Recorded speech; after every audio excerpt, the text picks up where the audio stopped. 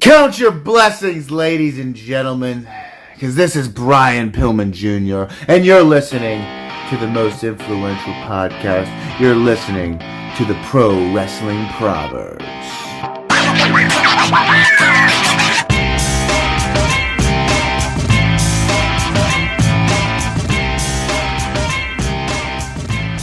When you look at the current state of all the heavyweight champions in professional wrestling, you got Roman Reigns. He started out as a member of the Shield, held many titles, main evented WrestleManias. Looks like at one point he's going to fight The Rock, which could potentially be one of the biggest matches, not only Mania history, but wrestling history. Don't count NXT, you got Braun Breaker, who's looking to be the future. Stud. AEW, you got MJF. Stud. Impact, you got Josh Alexander. Stud. In Japan, you got Jay White. Stud. Even in MLW, you've got Alex Hammerstone, who you might not know him, but Anthony, he's a stud. I'm assuming he's a stud. And you figure, I mean, to go back on him, MJF has been the future of AEW and MLW for a while. Josh Alexander helped have the longest rating TNA Tag Team Championship, and he has got the blessing from Ken Shamrock and Kurt Angle to use the ankle lock. Jay White helped lead the Bullet Club, and Hammerstone has just been, I don't want to say indie darling, but he's been a top guy. And then you have the NWA. Their heavyweight champion is the guy who got to dance at WrestleMania because John Cena had to take a piss break. A guy who debuted as the monster heel for Alberto Del Rio, and yet Christian kept him from interfering in matches. Like, nothing against Christian, but he's not the biggest guy. And he's keeping this guy from interfering. And now this guy, nice Fox correspondent, Tyrus. Not a stud. No. Yeah, it's not even. If people can have their wrestling opinions. Yeah. I'm fine with it. We're going to put out a list soon of the top people, and I'm sure people are going to get mad. We had a listener who was a little upset that we were a little hard on Bret Hart. But, my bad. Bret Hart kind of deserved it. Bret Hart as a person deserves it. If we could defend ourselves real quick, I think that's the difference between Bret Hart and Tyrus, though. Bret Hart at least could wrestle. Mm-hmm. I can name probably up to 20 good/great Bret Hart matches. I can't name a single Tyrus Brodus Clay match that I enjoy. The highlight of his career was bringing in little kids into the ring to dance with him. I think the highlight of his career was giving Xavier Woods a starting point. If you remember, Xavier Woods was his lackey for a while. Really? He'd come out and he'd dance with the Funkadactyls, and yes, so really, Brodus Clay's biggest contribution to wrestling is helping to introduce Xavier Woods and Naomi. I'll give it to him. He's awful, and this isn't going to be a Tyrus bashing episode. It could be. We could. It'd be easy. Yeah. This is going to be more an NWA one. I know, for those listening, NWA, I thought that closed years ago. Nope. It's been kicking. If you've listened to some of our previous episodes, I talked about how they could have expanded it, brought it back to life, incorporated AEW, Ring of Honor, Impact. I think that was the second episode back, I think. Yeah, I was kind of half right. I mean, AEW is looking to take the charge, not NWA. It's ran by Billy Corgan. Fort was ran by Billy Corgan. It was kind of on life support until about 2002 when TNA came in. TNA became an NWA affiliate. A few years later, they backed out of their agreement. It was on life support again. It had heavyweight champions like Colt Cabana and Adam Pearce. Sometimes the tag titles and light heavyweight titles would be defended. It wasn't until Nick Aldis brought the 10 pounds of gold and it really shot to life when he and Cody had their feud. Cody finally won the NWA title. He got to be like his dad, lost it a month later. You all know the story. It was going well, especially during COVID. They shot it in the old NWA studio, so you weren't missing all the fans in the crowd. And it didn't, and like the NWA, it didn't have to have monsters or big names in every match. It was kind of a proving ground for the pay-per-views. So someone like Kerry Morton could go out there and have some good matches. Someone like Colby Carino. And then it also helped introduce fans to the likes of the Rock and Roll Express, who on one of the tapings for Power won another tag team championship. Jim Cornette came back before he got canceled again, and he was a commentator, and people loved it. Before his passing, Road Warrior Animal actually managed a tag team in the Crockett Cup. Nikita Koloff managed a tag team in the Crockett Cup. Medusa made appearances for the NWA Women's Tag Team Championship. Barry Windham made an appearance at an NWA taping. Tully, J.J. Dillon, Ric Flair even, after he left the WWE. And he thanked everyone for what they did. I mean, it's a who's who. Billy Corgan, he was doing it right. He was incorporating old, the new, the history, the future. And then something happened, and he went from having people like Tim Storm, who I'll admit is a little older, but he still looked the part, Nick Aldis, who held the title for 3 years, even Matt Cardona, who was on his career renaissance, which I'm sure was a big coup to someone like Cardona, who is, he calls himself a wrestling mark. Right. NWA title might not be what it was, but to still win it, kind of got to be cool to have that in your belt case, especially as your first heavyweight championship. Yeah, the belt's still important. Yeah, it's still important. It still had legacy. And then Trevor Murdoch won it, which I guess you could make an argument for. He's a Southern boy. He's got the last name Murdoch, no relation to Dick Murdoch, but Dick Murdoch was a big NWA superstar, so it made sense. And then Tyrus won the national championship first off, and then he won the heavyweight title. That's their two biggest championships. I don't know why you do this. I don't understand. I know why he's managed by Austin Idol, because Austin Idol is another big person from the NWA's past. Makes sense to have him there, kind of to give him, that heel manager, because Clay can't talk. It still baffles me that he's on a Fox show that deals with talking, because you can't. None of his, when he first came in as Brodus Clay, he stood there with his arms folded. He was the Funkasaurus. He did the dancing, but he never really, he would say, "Somebody call my mama." He went to TNA, and he was the muscle for Matt Hardy and EC3. Again, didn't say anything. Don't know why he'd be on a show about talking, but that's besides the point. Why give someone like Tyrus a heavyweight title? Especially for a company that, at a time, especially with Ring of Honor being closed, and Impact always on the bubble, you could argue is the third biggest wrestling show at a time in America. It was on YouTube, so you didn't have to have a special channel to watch it. Right. Like Impact, like MLW. I heard the rumors MLW is shown in emergency room TVs. I don't know if that's true or not, but that made me laugh. And I mean, let me just go through this roster that they had. These are all people that at one point or another was with NWA and Billy Corgan let go, or they left on their own. And I know it's not all his fault because, WWE, AEW comes knocking. But if you're trying to have this bigger show, you think you try and keep them.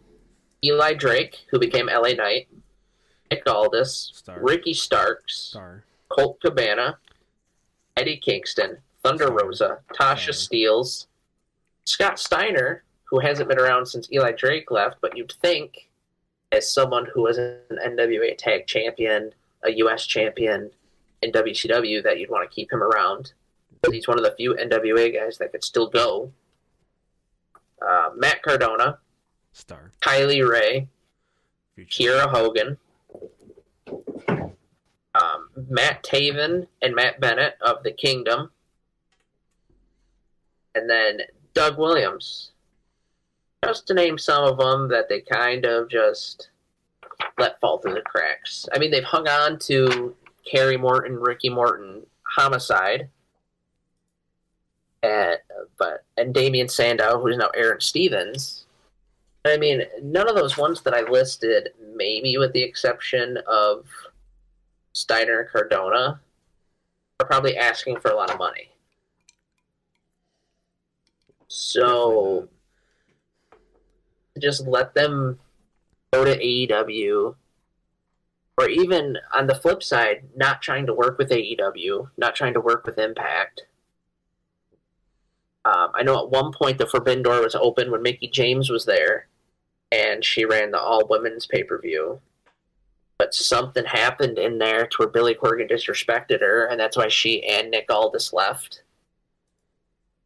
I just don't understand. And it all came to a head this past month when Billy Corgan, I'm going to paraphrase here, said that people complaining about Tyrus and Trevor Murdoch don't understand wrestling because that's what wrestlers look like, and that's what he wants the future of the NWA to be.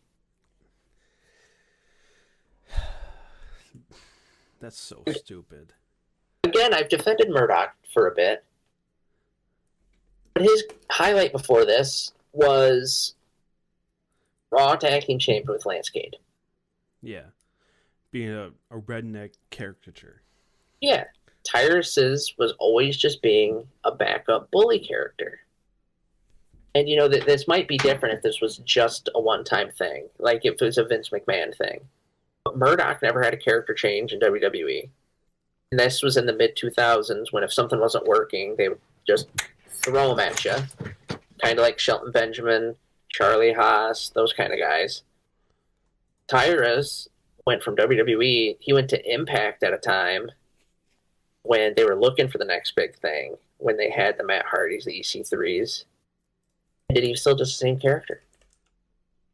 And I know this is when the whole two people that support him are going to come at me and go, well, that's a good character. It's one that doesn't have to change. But all he does is stand with those goddamn arms folded. And I'm sure his two fans are the two people that are, complaining about Solo Sikoa. Oh, he's boring. What does he do? He stands there with his arms folded. He doesn't even look like he's muscle. Well, the difference is I'd be afraid of Solo Sikoa. Tyrus looks like Patrick fucking Starr. Well, his two fans probably aren't listening to this. They're waiting for him to show up on Fox and Friends again with the belt. And that's the only reason that he won it. Like, Billy Corgan can say, oh, that's what I want my wrestlers to look like. But he won it so that he could, because for whatever reason, he always has the belt with him. Whatever belt he has, he's got it on the show. Mm-hmm. When he was the national champion, he had it. And now he's the heavyweight champion, he brings it on there. Again, this might be different. It was the WWE title. And then they could be like, oh man, we know that company. But instead, the casual fans who are watching Fox see it and go, what's a National Wrestling Alliance? And then they're going to Google it. And they're going to see either A, the Ric Flairs, the Magnum TAs, the Dusty Rhodes, or B, the Jeff Jarrett's, the AJ Styles, the Kurt Angles. And they're going to go, oh man, this looks pretty good. And then they're going to watch the YouTube show, which has none of the people I listed. Right now, the highlights are Elijah Burke, Ricky and Kerry Morton, James Storm, who occasionally appears, Father James Mitchell / the Sinister Minister from ECW managing a group, and then the last of the NWA legends that still appear is Austin Idol, who again, he was with the NWA for a time. His biggest claim to fame is being in a group of people that tried to take out Jerry Lawler in Tennessee in the 70s and 80s. There's no recognizable faces. They lost all their young talent.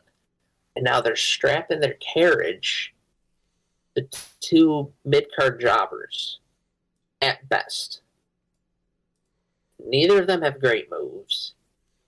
I'm not saying you got to flip. I'm not saying you got to, have a old school or a last ride, be a good wrestler, but Jesus, the amount of punches and generic slams and splashes.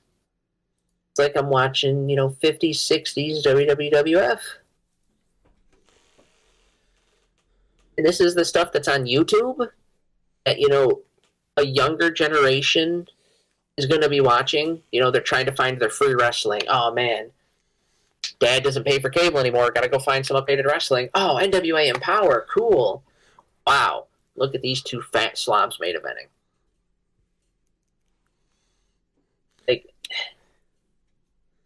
The kids these days do like the flippy stuff. Yeah. And NWA does have a light heavyweight division. Again, it's fronted by Homicide and Kerry Morton. But I can't think of a former bodyguard background character getting propelled like this. I mean, Big Bubba Rogers / Big Boss Man, he would be in the main event, but he'd still lose. Wardlow in AEW right now that he's kind of out on his own, he's kind of slowed down. Even Braun Strowman started off as like the strength of the Wyatt family, and it took him another 3 years to reach the main event, and it still wasn't what it could have been. And these are all people that are in shape and can wrestle. Yeah, I'll give Braun credit, even though we trash on him all the time.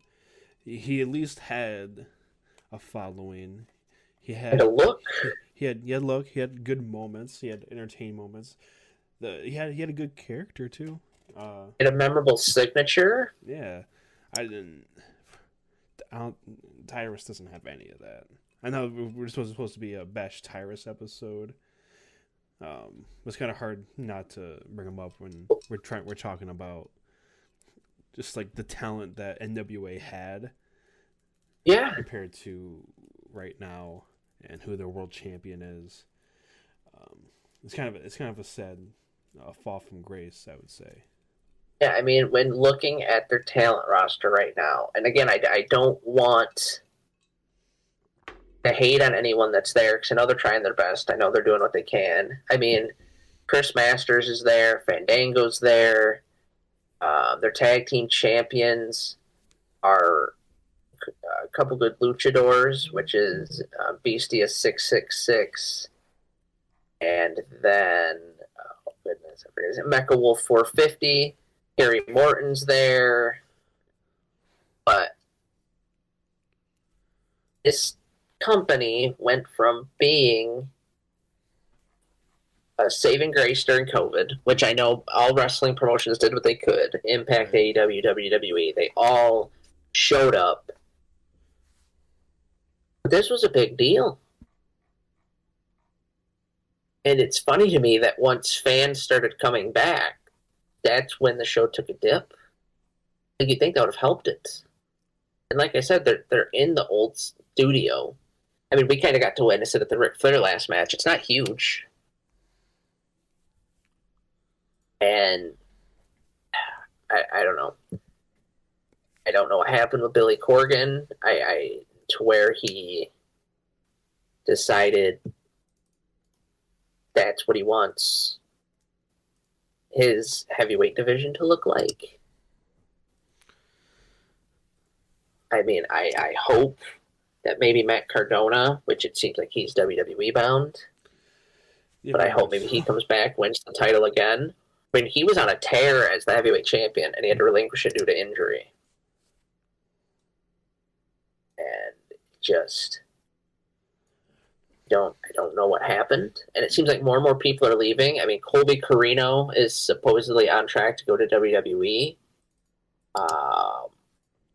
I know any time now someone will probably snap up Kerry Morton, especially because Ricky Morton is still, I mean, he's going to be in GCW in a matter of time. Just what do you think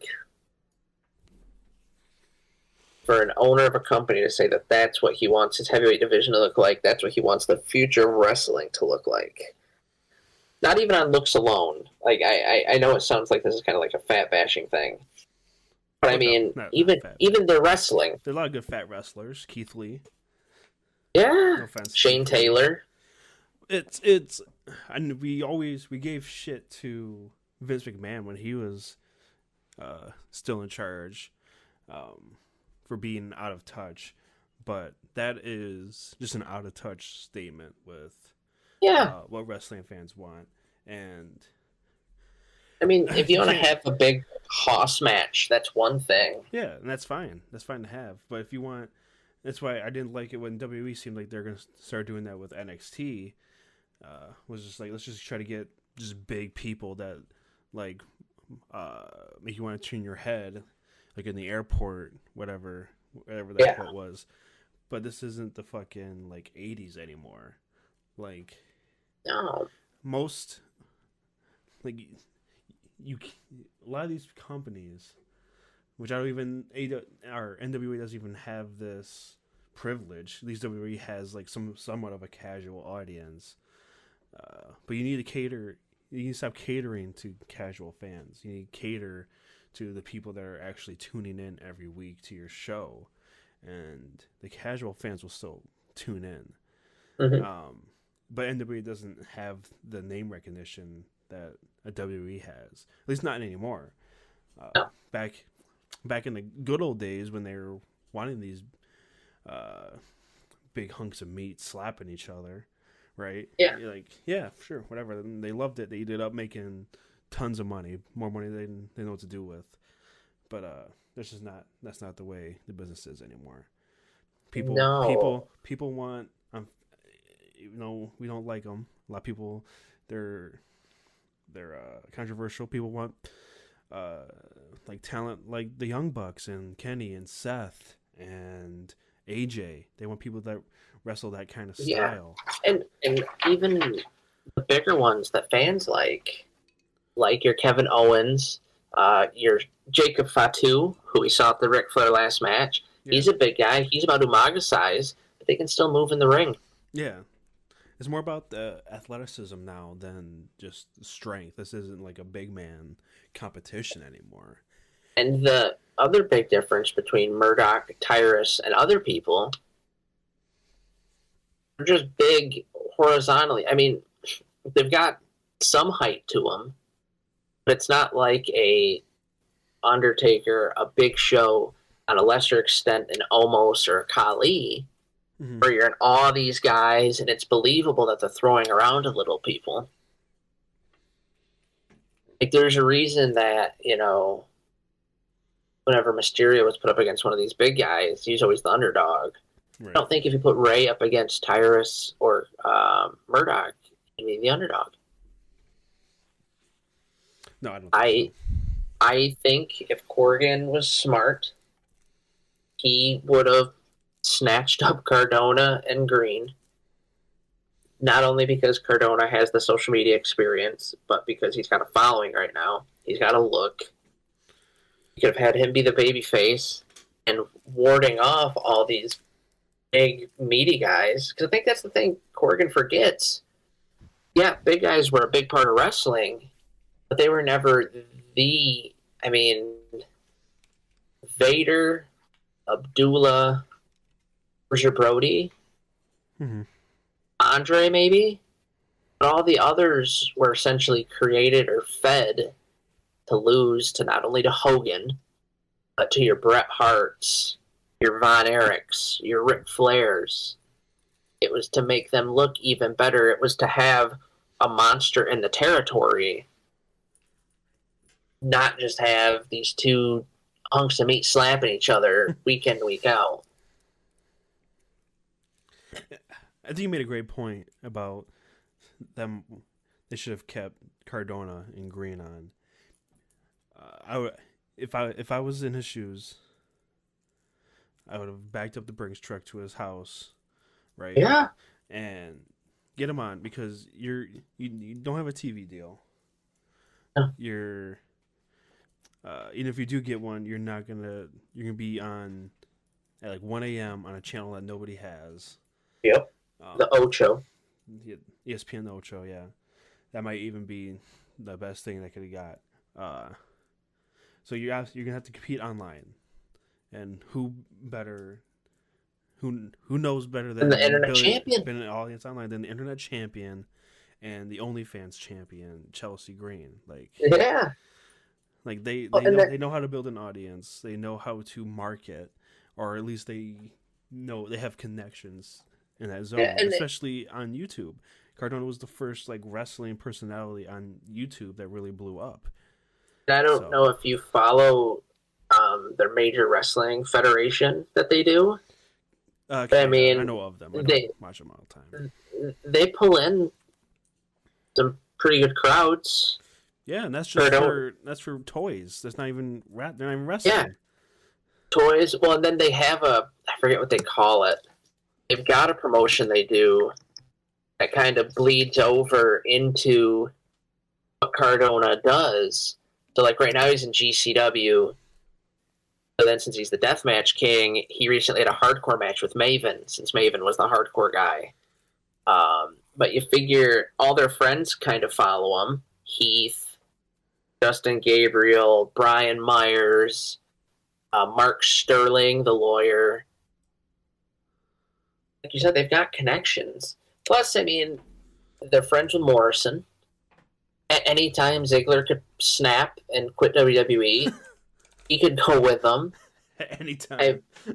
I mean, they've got connections, they've got friends. And, sorry to break kayfabe here, but we met Cardona at StarCast. Yeah. He was probably one of the nicer guys we met. It was more for my brother, because my brother wanted to meet him. Cardona, how are you doing, buddy? Are you enjoying the show? Which picture are you going to pick? Oh, yeah, I love that one. Didn't he put the title on him? Yeah, I was literally just looking at that picture the other day. Yeah, I mean, it's like I said, the two nicest people to my brother there were probably Cardona and Carl Anderson. If you would have asked me beforehand, I would have said would have been the two assholes. But, yeah, Cardona, he just does what he loves.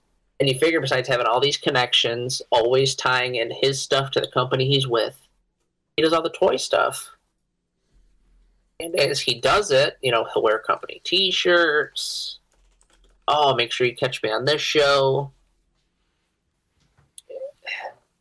Whoever nabs him next, whether Impact keeps him long-term, AEW smartens up and brings him back, because I don't know why they only had him for a couple matches, or if Daddy H gets him back, that's going to be a major feather in the cap for whatever wrestling promotion. Unfortunately, it's not going to be the NWA, because he doesn't have the look that Billy Corgan wants. Why have a jacked wrestler?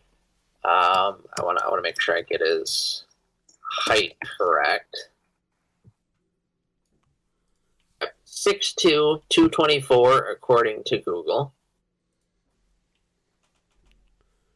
Why want that as your main event when you can get,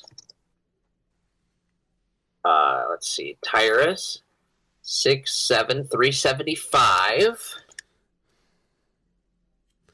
or Mr. Trevor Murdoch, 6 foot 224. Don't you want those? No, because Cardona has personality too.